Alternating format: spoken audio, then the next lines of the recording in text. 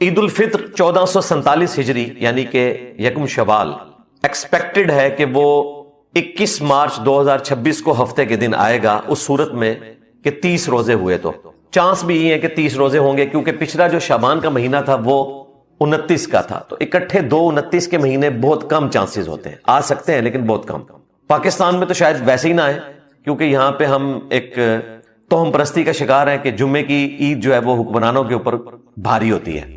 اگر 29 روزے ہوئے تو پھر تو جمعے کی عید بنے گی 20 مارچ 2026، تو چانس تو یہی ہے کہ جمعے کی عید نہیں ہونے دیں گے، حالانکہ کوئی حکمران کے اوپر بھاری نہیں ہے، یہ خامخواہ لوگوں نے ایک چیز بنا لی ہے۔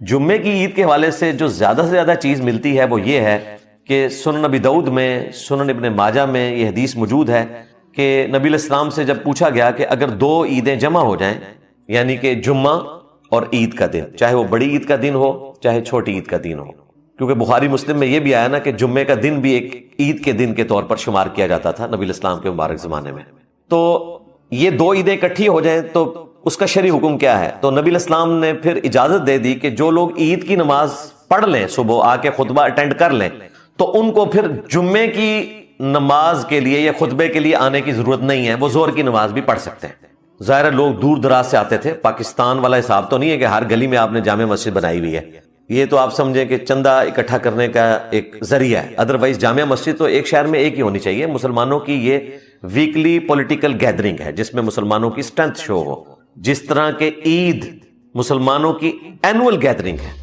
اسی لیے بخاری مسلم میں آیا کہ جو عورتیں مخصوص ایام سے ہیں ان کو بھی عیدگاہوں میں لے کے جانا ہے، مسجد میں نہیں، عیدگاہوں میں، کیونکہ مسجد کے لیے حکم ڈیفرنٹ ہے، عیدگاہ کے لیے مسجد والا حکم نہیں ہے، تاکہ وہ مسلمانوں کی دعاؤں میں شامل ہو، مسلمانوں کی اسٹرینتھ شو ہو۔ تو یہ مسلمانوں کی اینول گیدرنگ، اور حج جو ہے وہ انٹرنیشنل گیدرنگ۔ تو یہ جو ہفتہ وار گیدرنگ ہے، اب عید کے موقع کے اوپر جب مسلمان اکٹھے ہو گئے صبح کے وقت، تو نبی علیہ السلام پھر اجازت دے دیتے تھے۔ سنن ابی داؤد میں، سنن ابن ماجہ میں حدیث موجود ہے کہ اب تمہاری مرضی ہے کہ جمعے کے لیے آؤ یا نہ آؤ، تاکہ جو لوگ گاؤں ایریا سے آ رہے ہیں وہ گاؤں ایریا میں ہی ظہر کی نماز پڑھ لیں، کیونکہ ایک خطبہ انہوں نے اٹینڈ کرنا تھا وہ کر لیا، دیٹس آل، تاکہ لوگ مصیبت میں نہ پڑیں۔ البتہ نبی علیہ السلام خود جمعہ پڑھا کرتے تھے، انہی حدیث میں موجود ہے کہ انشاءاللہ ہم تو جمعہ پڑھیں گے، لیکن تمہیں اجازت ہے، تم چاہو تو جمعے کی نماز کے لیے آؤ یا ظہر ہی پڑھ لو، کیونکہ ایک تقریر تو ایک دن میں آپ نے سن لی۔ یہ زیادہ سے زیادہ ملتا ہے جمعے کے دن عید کے حوالے سے۔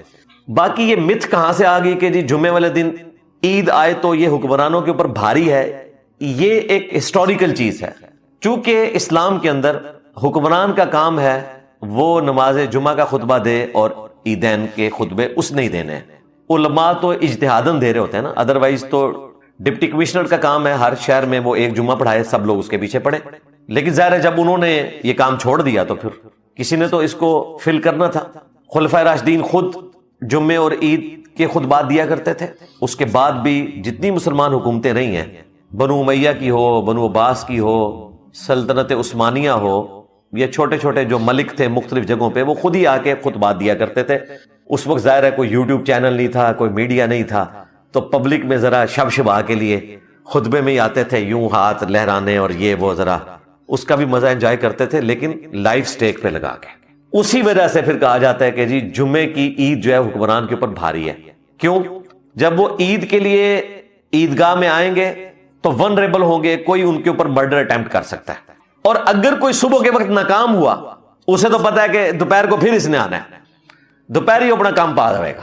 یعنی ایک دن میں 2 چانسز مل جاتے تھے حملہ آور کو، تو حکمران ڈرتے تھے کہ یار عید نہ ہی آئے جمعے والے دن کہ ہم ایک دن میں 2 دفعہ ونریبل ہو جائیں گے، تو وہ حکمرانوں پہ بھاری ہو جاتی تھی عید کہ صبح بھی پبلک میں آئیں گے، کوئی اٹیمپٹ کر سکتا ہے، اور کئی حکمران قتل ہوئے ہیں اس طرح، کئی کی تو ویڈیوز بھی ہیں، یہ ہماری پچھلی صدی میں عرب حکمران ان کے اوپر اٹیمپٹ ہو گئی تھی، وہ عید کی نماز کے لیے آ رہے تھے یا جمعے کی نماز کے لیے، تو ان کے اوپر اٹیمپٹ ہو گئی تھی۔ تو حکمرانوں کے اوپر اس وجہ سے بھاری ہوتی ہے، اس کا کوئی یعنی روحانیت سے تعلق نہیں ہے، ایک پیورلی سیکیورٹی ایشوز ہے۔ تو آج کل تو حکمرانوں پہ یہ بھاری ہوتی نہیں ہے، حکمران ضرور عوام کے اوپر بھاری ہوئے ہیں، عید کوئی بھاری نہیں ہوتی، کیونکہ یہ تو اندر ہی پرائم منسٹر صاحب اپنے اسی ہاؤس کے اندر ادا کرتے ہیں، اسی طریقے سے آرمی چیف ہیں تو وہ اپنے پریمیسز میں ادا کرتے ہیں۔ ہاں پریزیڈنٹ کو کبھی کبھار وہ شاہ فیصل مسجد میں لے آتے ہیں، کیونکہ ان کو اتنا ایسا نہیں ہوتا معاملہ، زیادہ تر تو ایشو جو ہے وہ آرمی چیف کا اور پرائم منسٹر کا ہوتا ہے۔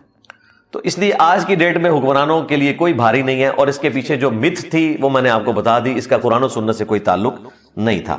نیوز نمبر 2، صدقہ فطر کے حوالے سے، جسے ہم اپنی لینگویج میں فطرانہ بھی کہتے ہیں، اس کی مقدار کتنی بنتی ہے ہم ہر سال بتا دیتے ہیں کہ بخاری اور مسلم دونوں میں حدیث موجود ہے۔ نبی علیہ السلام نے صدقہ فطر کو فرض قرار دیا ہے گھر کے ہر فرد کی طرف سے، خواہ وہ بچہ ہو، بوڑھا ہو، غلام ہو، سب کی طرف سے صدقہ فطر دینا الگ الگ، اور اس کی مقدار جو مقرر فرمائی بخاری اور مسلم میں وہ 1 سا، اور وہ بھی عید پہ جانے سے پہلے یعنی عید کی نماز سے پہلے آپ نے اس کو ادا کرنا ہے۔ بخاری مسلم میں 1 سا اناج کا بھی ذکر موجود ہے، گندم کی شکل میں ہو، جو کی شکل میں ہو، باجرے کی شکل میں ہو، جتنے بھی اجناس ہیں زمین سے اگنے والی، اور اجتہاداً آپ رقم کی فارم میں بھی دے سکتے ہیں، وہ آپ کی اپنی مرضی ہے، لیکن 1 سا۔ اب 1 سا کتنا بنتا ہے؟ 1 سا ایک میئرمنٹ کا انسٹرومنٹ تھا نبی علیہ السلام کے مبارک زمانے میں۔ اس زمانے میں چیزیں تولی نہیں جاتی تھی، ماپی جاتی تھی۔ 4 مد مل کر 1 سا بنتا تھا۔ 1 مد جو گڈوی بنتی ہے لکڑی کی، وہ آج کل مدینہ شریف کے اندر جو انہوں نے میوزیم بنایا ہے اس میں وہ ڈسپلے کروا دی ہے، اور باقاعدہ انہوں نے مینشن کر دیا ہے کہ 1 مد اتنا بنتا ہے، 4 مد مل کر 1 سا بنتے ہیں، اور باقاعدہ آج کے دور میں جو اناج کی کیلکولیشن ہے گندم کے اعتبار سے وہ بنتی ہے جی 2750 گرامز، یعنی 3.25 کلو، راؤنڈ آف کر لیں تو 3 کلو۔ اور حیران کن بات ہے کہ اہل تشیع کے ہاں بھی 3 کلو ہے، حنفی 2 کلو کرتے ہیں، 2.25 کلو، لیکن یہ بیسٹ جو قرآن و سنت کی روشنی میں چیز ہمارے سامنے ہے، بخاری مسلم کی احادیث کی روشنی میں، وہ 3.25 کلو بنتی ہے، راؤنڈ آف کریں تو 3 کلو۔ تو اگر 150 روپے کلو گندم یا آٹا بن رہا ہے آج کل دیسی، تو یہ تقریباً 450 روپے بنتا ہے۔ ویسے ہماری جو اسلامی نظر آتی کونسل ہے اس نے تو 300 روپیہ نکالا ہے، وہ فقہ حنفی کے مطابق نکالا ہوا ہے، ہم تو آپ کو بتا رہے ہیں بخاری اور مسلم کے مطابق۔ اور آج کل تو جھگڑے ہی کوئی نہیں رہا، سا کا ذکر بخاری مسلم میں موجود ہے، 4 مد کا 1 سا بنتا ہے، مد کا پیمانہ مدینہ شریف کے میوزیم میں رکھا ہوا ہے، باقاعدہ اس کے اوپر کیلکولیشن کر کے انہوں نے لکھ دیا کہ 2750 گرامز بنتا ہے 1 سا۔ تو آپ کی مرضی ہے، 1 سا کھجور کی کیلکولیشن بھی آپ کر سکتے ہیں، کھجور تو 1000 روپے کلو بھی ہے، 2000 روپے کلو بھی ہے، 5000 روپے کلو بھی ہے، 10,000 روپے کلو بھی ہے۔ یہ ضروری نہیں کہ آپ نے گندم دینی ہے، کھجور بھی دے سکتے ہیں، پنیر بھی دے سکتے ہیں، اسی طریقے سے باجرہ دے سکتے ہیں، جو دے سکتے ہیں، جو آپ کے لیے آسانی ہے اس کے ایکویلنٹ رقم دے سکتے ہیں۔ تو یہ 3 کلو کی کیلکولیشن کر کے آپ اپنے علاقے کے اعتبار سے دیں گے۔ جو لوگ یورپ امریکہ میں ہیں تو انہوں نے اپنی گندم کی یا اپنی کھجور کی کیلکولیشن کرنی ہے، نہ کہ انہوں نے سب کانٹیننٹ کا ریٹ لگانا ہے، اپنے ریٹ کے مطابق۔ نیوز نمبر 4، وہ آپ کو پتا ہے پچھلے سنڈے والے دن ہی میری دادی اماں کی ڈیتھ ہوئی، انا للہ و انا الیہ راجعون۔ اللہ تعالیٰ ان کی غلطیوں سے درگزر فرمائے، انہیں نیک کاموں کا اجر دے، اور آخرت کی منازل ان کی آسان کرے۔ اللہم اجرنی فی مصیبتی و اخلف لی خیرا منہا، آمین۔ تو میرے لیے تو ظاہر ایک تکلیف دہ چیز ہے یہ بہت زیادہ۔ یہاں افطار کے بعد مجھے بیٹے نے فون کر کے بتا دیا تھا فون پہ، بہرحال ہم نماز پڑھ کے تو پھر اسی رات ہی دفنا دیا تھا ان کو، آلموسٹ کوئی 11:30 بجے جنازہ کر کے۔ میں اس اعتبار سے اسے ضرور ڈسکس کرنا ایک اہمیت کے حامل چیز سمجھتا ہوں ان لوگوں کے لیے کہ جو اپنے گھروں میں بزرگوں کی قدر نہیں کرتے۔ یہ آپ مجھ سے پوچھیں کہ گھر میں جو ایک سینٹرل پوائنٹ ہے وہ گھر کے بڑے ہوتے ہیں۔ ماشاء اللہ تعالیٰ میری دادی اماں کی عمر تقریباً 105 سال تھی، 105، اور الحمدللہ ان کو آخری وقت تک کوئی بیماری نہیں تھی کسی قسم کی، ہاں بس نیچرل ڈیتھ ان کی ہوئی ہے اپنی۔ اس کے پیچھے ریزن یہ ہے کہ ان کا کھانا پینا بڑا مختصر تھا، میں نے اپنی ہوش میں کبھی ان کو پراٹھا کھاتے ہوئے نہیں دیکھا، اتنی سی خوراک تھی ان کی، قد بھی چھوٹا تھا اور صحت ٹھیک تھی، کھانا پینا بہت کم تھا۔ باقی اللہ نے جس کے لیے جتنی عمر لکھی ہوئی ہے تو ہم نے تو فل انجوائے کیا ہے۔ میں 48 پلس ہو چکا ہوں، تو ہمارے لیے تو سمجھ لیں کہ ہمارے گھر میں ماں بھی وہی، باپ بھی وہی، سب کچھ۔ تو ان کی ایک توجہ کی وجہ سے، ان کی محبت کی وجہ سے ہم شاید اپنے ماں باپ کو اتنا رسپانس نہیں کر سکے جو ہماری اٹیچمنٹ اپنی دادی اماں کے ساتھ۔ ظاہر میں تو شروع سے ان کے ساتھ، ہم جس گھر میں رہ رہے ہیں وہ بھی میری دادی اماں کے نام کے اوپر ہے۔ تو اس اعتبار سے یہ ہے کہ اچھی زندگی گزار کے، نماز روزہ، اپنے عقائد درست، ماشاء اللہ تعالیٰ 2 دفعہ حج کیا ہوا تھا، عمرے بھی اتنے کیے، والد صاحب کے ساتھ وہ آلموسٹ جب تک ان کی صحت ٹھیک تھی تو جاتی تھی۔ آخری دفعہ میرے خیال 2016 میں وہ گئی تھی. تو اللہ تعالیٰ نے بہرحال ایک گفٹ دیا ہوا تھا ہمیں, ہم نے فل اویل کیا ان کو, اور اللہ تعالیٰ سے دعا کرتے ہیں اللہ تعالیٰ ان کی آخرت کی منازل آسان کرے. اور ان کے لیے ان کی جو جوانی کا پیریڈ تھا وہ مشکل تھا. شادی کے فوراً بعد میرے دادا ابو بیمار ہو گئے. میرے والد صاحب کی عمر 13 سال تھی, وہ اکلوتے ہی تھے, تو میرے دادا ابو کی ڈیتھ ہو گئی 1966 میں, 3 اگست 1966. اور میری دادی ماں فوت ہوئی ہیں 2026 8 مارچ بمطابق 18 رمضان مبارک 1447 ہجری, یعنی 60 سال کے بعد, ایگزیکٹلی 60 ایئرس کے بعد. تو ایک بھرپور زندگی گزاری. اور میرے ساتھ تو چونکہ شادی میرے والد صاحب کی چھوٹی عمر میں ہو گئی, تو میں شادی کے آلموسٹ کوئی 2 سال کے بعد پیدا ہوا. تو بس انہوں نے پھر میرے ساتھ ہی اپنی زندگی کو جوڑ لیا, یعنی اپنا غم غلط کرنے کے لیے ان کی ٹوٹل اٹیچمنٹ میرے ساتھ. سب سے پہلے تو میرا نام محمد علی رکھا, ٹھیک ہے. تو حالانکہ ہمارے رشتہ داروں کا پریشر یہ تھا کچھ قریبی کہ محمد شعیب رکھنا ہے نام نا, تو لیکن دادی ماں کی, والد صاحب کی یہ خواہش تھی نہیں محمد علی رکھنا ہے. تو پھر اپنے گھر کے جو ان سے بھی بڑے بزرگ تھے اس وقت زندہ تھے ان سے چھپایا, اور پھر جب میرا دوسرا بھائی ہوا تو اس کا نام پھر محمد شعیب رکھا. اس وقت ڈسکلوز کیا ان کے سامنے کہ جی محمد علی رکھا تھا, اب ہم نے محمد شعیب رکھ دیا. تو وہ بڑی یعنی ایک محبت کا رشتہ, یعنی ماں باپ سے بھی بڑھ کے. ظاہر میں بھی اس اعتبار سے, مجھے یاد ہے میری جب انجینئرنگ یونیورسٹی میں ایڈمیشن ہوا 1995 میں, تو اس وقت میری دادی اماں کی عمر آلموسٹ آپ سمجھ لیں 70 پلس تھی. تو وہ اسٹیشن پہ بیٹھی رہتی تھی جب تک میری ٹرین نہیں آنی, میں نے چلے نہیں جانا, پیچھے بھی بیٹھ کے روتے رہنا. پھر آہستہ آہستہ عادت پڑ گئی ٹیلی فون پہ بات کرنی, اور وہ بھی دن گزر گئے. اور پھر اللہ کا کرنا ہوا, جب شادی ہوئی تو پھر جو میرے ساتھ ان کی ایفیلیشن تھی وہی میری بیوی کے ساتھ, پھر اس کے بعد بچوں کے ساتھ ماشاء اللہ تعالیٰ.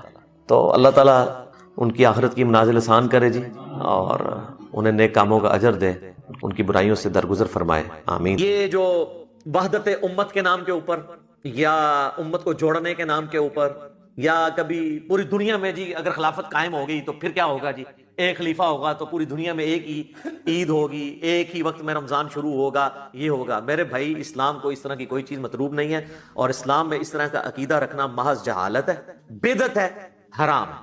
اب میں یہ دلائل سے ثابت کرتا ہوں, اگر آپ نے اس کو دین سمجھا ہوا ہے نا خلافت کے نام کے اوپر یا کسی چیز کے نام کے اوپر, تو یہ بالکل آپ کی دین سے جہالت ہے, اس کا دین سے کوئی تعلق نہیں ہے. دیکھیں سعودیہ میں جب دن ہوتا ہے تو امریکہ کے بعض علاقے جہاں پہ رات ہوتی ہے تو کیا کریں گے, کل کو تو کسی کے دماغ میں یہ بھی کیڑا آئے گا کہ یہ کیا ہوا کہ ہم پاکستان میں عصر کی نماز پڑھ رہے ہوتے ہیں اور حرمین میں اس وقت زور ہو رہی ہوتی ہے, ہم یہاں پہ عشاء پڑھ رہے ہوتے ہیں وہاں پہ مغرب ہو رہی ہوتی ہے, کیونکہ ہم GMT+5 میں تو 2 گھنٹے کا فرق ہے, تو کل کو نمازیں بھی آپ ایک کرنے کی کوشش کریں گے. اس طریقے سے نہیں ہوتا. رؤیت ہلال کا جو ایشو ہے, مون سائٹنگ کا ایشو, یہ کوئی نیا ایشو نہیں ہے, شروع سے ہے. اس حوالے سے قرآن حکیم میں اور بخاری اور مسلم میں خصوصاً جو احادیث موجود ہیں وہ بالکل واضح ہیں, اس میں کوئی گنجائش ہی نہیں ہے کہ اس میں کوئی باطل داخل ہو سکے. سب سے پہلے تو سورۃ البقرہ کی آیت نمبر 189 ہے, اعوذ باللہ من الشیطان الرجیم, بسم اللہ الرحمن الرحیم. یسألونک عن الاہلہ, اے نبی تم سے سوال کرتے ہیں یہ چاند کے گھٹنے اور بڑھنے کے اوپر. قل ہی مواقیت للناس والحج, تو فرما دو کہ یہ لوگوں کے لیے اللہ نے وقت جو ہے اس کی میئرمنٹ کا, اندازہ لگانے کا, اور حج کے جو دن ہے ان کے اندازہ لگانے مقرر کرنے کا ایک ذریعہ بنایا. یعنی یہ کیلنڈر ہے جو اللہ تعالیٰ نے لٹکا دیا اس میں. اور آپ کو پتا ہے جس طرح نارتھ سٹار کے ذریعے آپ ڈائریکشن لوکیٹ کر سکتے ہیں, اگر آپ کا چہرہ نارتھ سٹار کی طرف ہو تو آپ کے رائٹ پہ ایسٹ ہوگا, لیفٹ پہ ویسٹ ہوگا, اور پیچھے آپ کا ساؤتھ ہوگا. اسی طریقے سے اگر آپ کو چاند کا اندازہ ہو تو آپ چاند کو دیکھ کے آلموسٹ تاریخ چاند کی بتا سکتے ہیں. یعنی اگر آپ کیمرے کی طرف سے دیکھ رہے ہیں نا, یہ میرے ہاتھوں کو دیکھیں تو یہ جو میرا لیفٹ والا ہاتھ اگر آپ کیمرے کی طرف سے دیکھ رہے ہیں تو اگر یوں چاند نظر آئے جس کا پیٹ رائٹ کی جانب ہو تو یہ شروع کا چاند ہوگا, اور پھر یہ موٹا ہوتے ہوتے ہوئے نصف تک پہنچے گا تو 7 تاریخ ہوگی, اور جب یہ پورا ہو جائے گا تو یہ 14 ہو جائے گی, اور اس طرف جب نصف ہوگا تو یہ 21 ہوگی, اور ادھر سے کم ہوتا ہوتا کم ہو جائے گا. تو یہ اس کو اگر آپ غور سے دیکھیں نا تو آپ کو پتا چل جائے گا. تو رائٹ کی طرف سے سٹارٹ ہوتا ہے, یعنی رائٹ کی طرف اس کا پیٹ ہو جس طرح یہ ہے تو شروع کا چاند ہوتا ہے, جس کا پیٹ لیفٹ کی جانب ہو وہ آخری دنوں کا چاند ہوتا ہے. تو اس سے تاریخ کا آپ بڑی آسانی کے ساتھ اندازہ لگا سکتے ہیں. پاکستان کے جھنڈے پہ جو چاند ہے وہ آخری تاریخ ہو, تو مجھ سے مشورہ ہوتا تو میں اس کو شروع کی تاریخ کا چاند بناتا. وہ کہتے ہیں نہیں وہ 27 رمضان کو ہوا تھا نا اس لیے انہوں نے بنایا. خیر یہ تو بڑی عجیب و غریب توجہ ہے, کیونکہ جھنڈا جو ہے نا وہ پہلے ڈیزائن ہو چکا تھا, اس دن نہیں جھنڈا ڈیزائن ہوا تھا. تو بعض جو چیزیں رپورٹ ہوئی ہیں وہ ہے کہ 11 اگست کو جھنڈا پیش ہو گیا تھا اپروول کے لیے، تو وہ تو اس سے پہلے تھا، تو ہو سکتا ہے یہ بھی کسی کے دماغ میں. بہرحال جماعت اسلامی والوں نے جب اپنا جھنڈا بنایا نا تو انہوں نے اس کا پیٹ جو ہے نا وہ پھر رائٹ کی جانب کر دیا. ہمارا جو جھنڈا ہے اس میں آپ کو میں نے لگایا بھی ہوا ہے تو آپ دیکھ لیں، یہ اس کا پیٹ لیفٹ کی طرف ہے، یہ آخری تاریخوں کا چاند بن رہا ہے. اچھا، اب صحیح بخاری اور مسلم میں اوپر تلے کئی احادیث ہیں، میں ان کو بھی کور کر دیتا ہوں. اگر آپ اکٹھی آپ کو نا وہ احادیث مل جائیں گی. اللہ کے محبوب صلی اللہ علیہ وآلہ وسلم نے ارشاد فرمایا کہ تم میں سے کوئی شخص اس وقت تک روزہ نہ رکھے جب تک کہ چاند نہ دیکھ لے، اور روزے رکھنا بند نہ کرے جب تک کہ چاند نہ دیکھ لے. پھر آپ نے فرمایا کہ مہینہ 29 کا بھی ہوتا ہے اور 30 کا بھی، اور جب مطلع ابر آلود یعنی بادل چھائے ہوئے ہوں یا آج کل کے دور میں پولوشن ہو تو پھر تم 30 کی گنتی پوری شمار کر لیا. اس سے واضح پتا چلا کہ رؤیت ہلال یہ اسلام کے شعائر میں سے ہے، سمبلز میں سے ہے. یہ رؤیت ہونا ضروری ہے. میں فنیٹک نہیں ہوں کہ اگر بادل آئے ہوئے ہیں اور اگر آپ بادلوں کے اوپر جہاز بھیج دیتے ہیں اور وہ دیکھ لیتا ہے تو ٹھیک ہے، رؤیت ہو گئی. لیکن یہ نہیں ہے کہ بادلوں کے اوپر بھی چاند ابھی تک دیکھے جانے کے قابل نہیں ہے اور آپ کہیں جی چونکہ بادل آئے ہوئے ہیں تو اس لیے چھپا ہوا ہے ورنہ نظر آ جاتا ہے. اس طرح یہ ہو سکتا ہے، آپ اس پہ اجتہاد بھی کر سکتے ہیں کہ ایک علاقے کے، جس طرح پاکستان کا تو ایک سٹینڈرڈ ٹائم ہے نا، GMT+5 ٹائم زون ہے، اس میں اوپر سے لے کے نیچے تک آپ یہ کہہ سکتے ہیں کہ جی اگر یہ لاہور میں چاند نظر آیا ہے تو گجرات میں یا جہلم میں چونکہ بادل تھے، اگر وہاں بادل نہ ہوتے تو یہ چاند وہاں پہ بھی نظر آتا، تو اس لیے یہ والے لوگ بھی عید کر لیں تو بالکل ٹھیک ہے.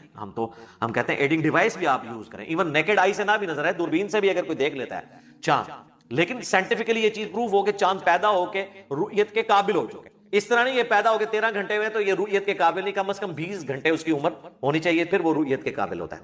تو نبی اسلام نے واضح فرما دیا کہ پھر آپ نے 30 کی گنتی پوری کرنی ہے. اور اس میں ایک بڑی انٹرسٹنگ حدیث ہے صحیح مسلم میں. صحابہ کہتے ہیں ہم عمرے کے لیے روانہ ہوئے تو راستے میں جب ہم نے رمضان کا چاند دیکھا تو کسی نے کہا یہ دوسری کا ہے، کسی نے کہا تیسری کا ہے. تو ابن عباس سے جب ڈسکشن کی گئی تو انہوں نے فرمایا کہ یہ دوسری تیسری کے کام چھوڑو. نبی اسلام نے فرمایا تھا جب تم چاند دیکھو نا اسی وقت رمضان شروع ہوتا ہے، اور بعض اوقات اللہ تعالیٰ چاند کو بڑا کر کے بھی دکھا دیتا ہے. ظاہر ہے کہ جی چاند جب اگر آپ کو 30 روزوں کے بعد نظر آئے گا تو بڑا ہی نظر آئے گا کیونکہ اس کی عمر زیادہ ہوگی. کہتے ہیں موٹا کیوں نظر آیا؟ سائنس پڑھو نا سر، تھوڑی پڑھے لکھے بن جاؤ، کوئی ٹیکنیکل چیزیں لرن کر لو. مطلب لوگ کہتے ہیں جو 80 سے آج تک ایسی کوئی گل سنی نہیں، قرآن دی سی تھی قرآن حدیث پڑھے گی نہیں، تو قرآن حدیث نہ قرآن حدیث پڑھے نہ سائنس پڑھی. تو علم حاصل کریں، علمی شغف رکھیں. اب میرے بھائیو اس حوالے سے ایک اور حدیث جو ڈیسائسو ہے اسی کے اوپر ہم کنکلوڈ کریں گے، وہ صحیح مسلم میں حدیث ہے.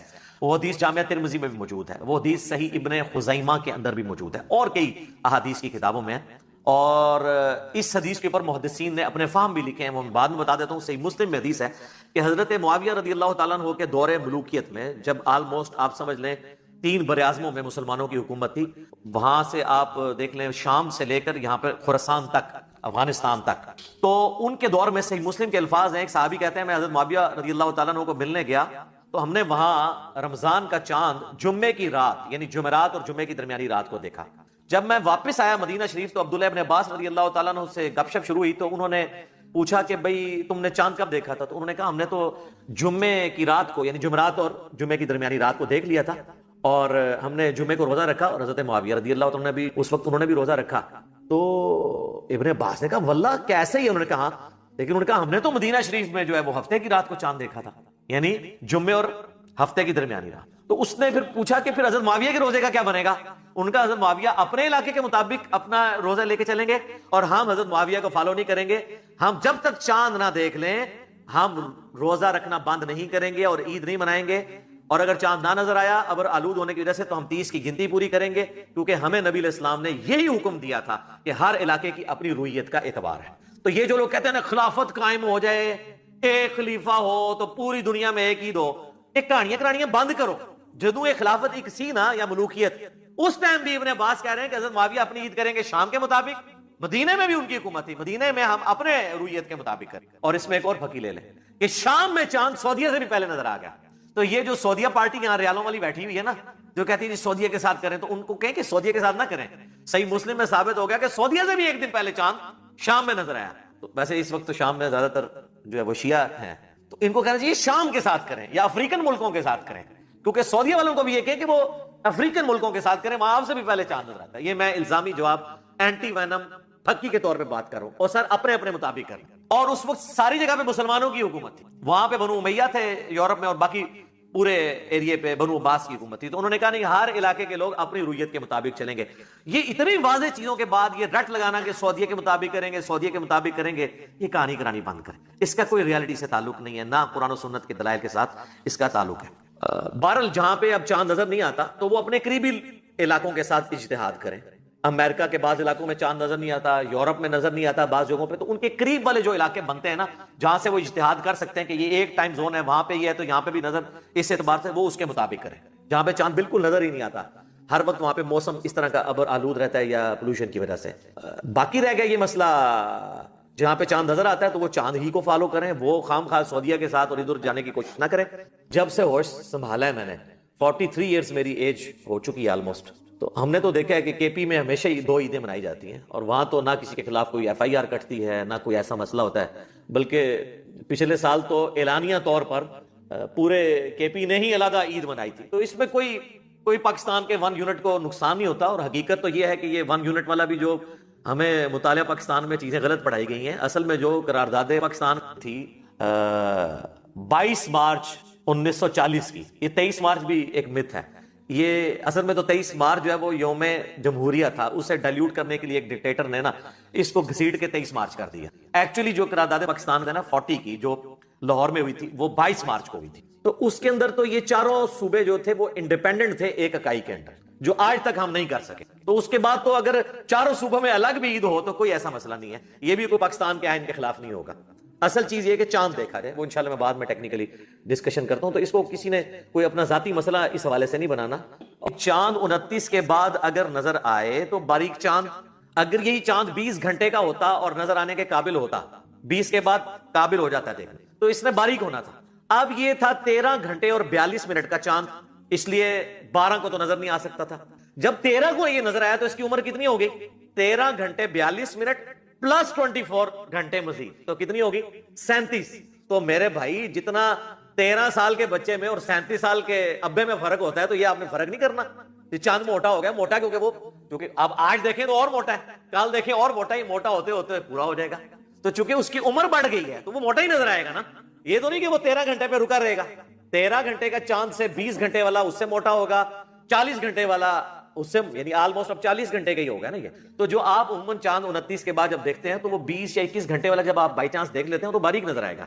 یہ چونکہ 13 کا تھا، بائی چانس 21 تک پہنچے نہیں تھا، اور اگلے دن یہ 21 پہ نہیں تھا بلکہ یہ 37 پہ پہنچ چکا تھا، تو یہ بڑا ہو کے نظر ہوگا. چونکہ چاند نظر آئے گا، یہ تھوڑی سی سائنس بھی پڑھ لیں، سائنٹیفکلی یہ چیز ہے، اس کا تعلق علماء کے ساتھ نہیں ہے یا کسی پارٹی کو اپنے حکمرانوں کے ڈیسیژن کو سپورٹ کرنے کے ساتھ نہیں ہے. اللہ کو جان دینی ہے آپ نے، انصاف کے ساتھ کام لیں اور چیزوں کو سمجھیں کہ حقیقت کیا ہے. کیونکہ اگر دائیں طرف پیٹ ہو نا، یعنی آپ ادھر سے کیمرے سے دیکھ رہے ہیں نا، اگر یہ چاند ہو نا تو یہ شروع کا چاند ہوتا ہے. اگر یہ چاند آپ کو نظر آ رہا ہے نا تو یہ آخری کا چاند ہوتا ہے. تو یہ یعنی آپ اگر کیمرے کی طرف سے دیکھ رہے ہیں نا تو دائیں طرف جو یہ پیٹ ہو نا تو یہ شروع کے چاند ہوتے ہیں باریک، اور یہ والا جو ہے یہ آخر کا چاند ہوتا ہے. پہلے یہ باریک ہوتا ہے، پھر آہستہ آہستہ ہوتا ہے، یہ آدھے سرکل تک پہنچ جاتا ہے، وہ 7ویں کا ہوتا ہے، جب پورا ہو جاتا ہے 14، پھر ادھر جب آدھا ہوگا تو وہ 21ویں کا ہوگا، اور اس کے بعد پھر کم ہوتے ہوتے اس طریقے سے یہ چاند کی جو ہے نا وہ منازل طے ہوتی ہیں. تو یہ سراسر جو ہے وہ توہم پرستی ہے، کیونکہ آپ کو پتا ہے کہ اس طرح کا ایک حادثہ ایک سابقہ ڈکٹیٹر کے دور میں بھی ہوا تھا، ایوب خان کے، یعنی وہ تو ہماری پیدائش سے بھی بہت پہلے کی بات ہے.